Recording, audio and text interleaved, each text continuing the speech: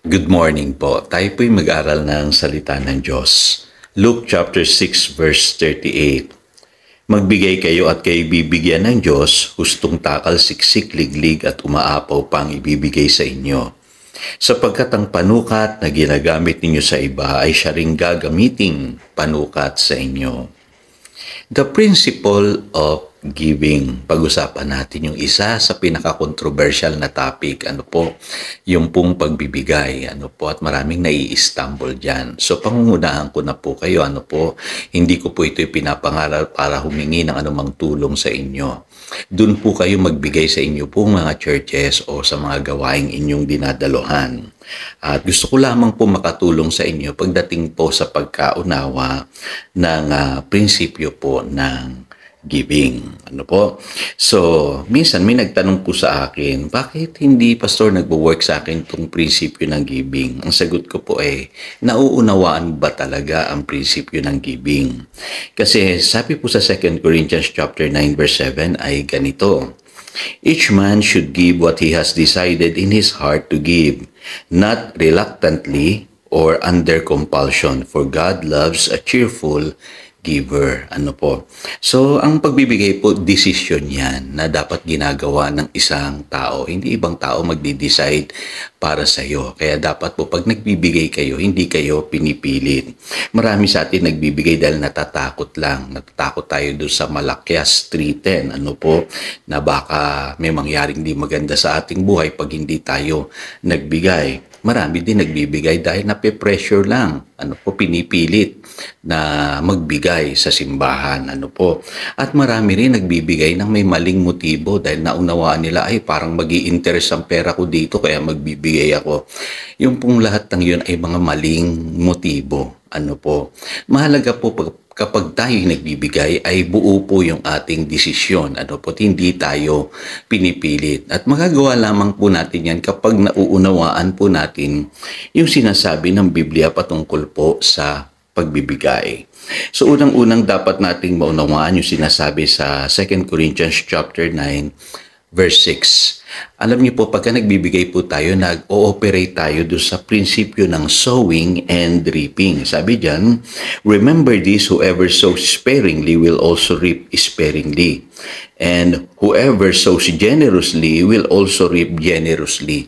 So, ang prinsipyo pala ng giving, nag-ooperate po yan sa pamamagitan po ng prinsipyo ng seed time and harvest time. Pagka may tinanim ka, meron kang aanihin. At yung prinsipyo yan, hindi nababago. At effective po yung prinsipyo na yan. Kaya kapag nagbibigay po kayo, talagang meron pong siguradong babalik sa inyo kung nauunawaan ninyo yung principle of sowing and reaping. Para po kayong nagtatanim, meron kayong aanihin. Pangalawa po, yung pagbibigay po ay act of thanksgiving and at the same time, our partnership with the gospel. Sabi sa 2 Corinthians chapter 9 verse 12, this service that you perform is not only supplying the needs of God's people, but is also overflowing in many expression of thanks to God. So, ibig sabihin, kapag nagbibigay tayo, nagpapasalamat tayo sa Diyos, sa Kanyang kabutihan sa ating buhay. And at the same time, tayo'y tumutulong sa gawain ng Panginoon. So, doon tayo nagtatanim. Kaya pagka nakita po ninyo itong kahalagahan, itong katotohanan na ito na dapat ipagpasalamat natin lahat sa Diyos, yung lahat ng ating tinanggap, madali po yung pagbibigay. At pagka naunawaan din naman natin na kaya tayo nagbibigay dahil gusto nating lumaganap ang mabuting balita, madali po sa atin yung pagbibigay. Pangatlong katotohanan po, ang giving is an act of obedience. Sabi sa 2 Corinthians chapter 9 verse 13, men will praise God for the obedience that accompanies your confession of the gospel of Christ. At dito binabanggit ni San Pablo, yung pong pagtulong pala, ay act of obedience, pagsunod sa Diyos. Kaya alam niyo po, pwede tayong maging obedient sa ibang bagay. Dapat po maging obedient din tayo sa pagbibigay. At ito po yung para sa akin na mahalagang katotohanan. Sa 2 Corinthians chapter 9 verse 10 sabi rito, "Now he who supplies the seed to the sower and bread for food will also supply and increase your store of seed and will enlarge the harvest of your righteousness." Lagi daw po nating iisipin na sa Diyos naman pala nagmumula ang lahat. Yung ating pong kinakain, yung ating mga pangangailangan sa buhay, at the same time, sa Kanya rin pala nagmumula yung ating ibibigay. Kaya huwag nating idadamot po yung... Kaya yan po yung mahalagang katotohanan. Sana maintindihan niyo po yan. At ang sabi niyan, makikita natin na siya yung nagbibigay sa atin ng ating itatanim, siya rin daw po ang magpapalago nung harvest na ating tatanggapin.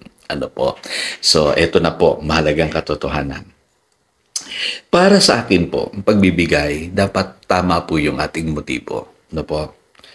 Sabi ng 1 Corinthians chapter 16 verse 14, "Do everything in love." Kaya dapat po ang pagbibigay natin, motivated po yan ng ating pag-ibig sa Diyos. Pag hindi po pag-ibig sa Diyos ang motive niyan, mali po kadalasan yung motibo natin. Baka isipin natin, tutubo lang yung pera ko. Mali po yun. Kaya mo ginagawa dahil mahal mo ang Diyos at susunod ka sa Kanya at tutulong ka sa gawain ng Panginoon. Pangalawa, ito po, ang hindi napapansin ng iba, ang pagbibigay po ay dapat ginagawa ng may pananampalataya. Kaya ako, ini-encourage ko po yung lahat po ng nagbibigay na magdala kayo ng panalangin habang kayo po ay nagbibigay. Samahan niyo po ng panalangin yung inyo pong pagbibigay. Kasi malinaw naman ang sabi ng Biblia, "Give and it will be given to you, a good measure, pressed down, shaken together, and running over." Liglig, siksik, umaapaw. Asahan mo, babalik sa iyo. Kaya yung iba, nagbibigay lang basta, pero walang inaasahan.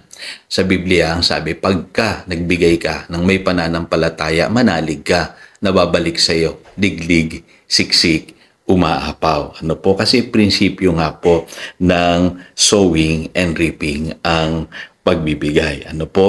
At alam niyo po, yung kwento doon sa widow na nagbigay ng 2 copper coins doon po sa offering, kung naalala niyo po sa book of Mark, chapter 12 verses 41 to 44. Ang sabi diyan, "She gave out of her poverty and put everything, all she had to live on." So, makikita nyo, it's not the amount kundi yung babaeng yun, nagbigay siya ng may pananampalataya. Kasi lahat na ng kanyang ikabubuhay pala nakasalalay dun sa kanyang offering. Kaya alam nyo dito, makikita ninyo, nag-ooperate talaga yung faith Bakit po? Ako naniniwala po na ito babaeng ito binless ng Panginoon. Although hindi na sinabi dun sa mga succeeding verses, pero according sa prinsipyo ng Biblia, bless itong babaeng ito. Kasi sabi po sa 2 Corinthians chapter 9 verse 8, "And God is able to make all grace abound to you, so that in all things, at all times, having all that you need, you will abound in every good work." At ang sabi sa verse 11, "You will be made rich in every way, so that you can be generous on every occasion." So, ako'y naniniwala na itong ginawa ng babaeng ito pagbibigay, ni-reward po yan ng Panginoon. Again, ito si Pastor Jojo nagpapaalala upang daluyan tayo ng pagpapala. Manatili tayo sa kanyang salita. Good morning.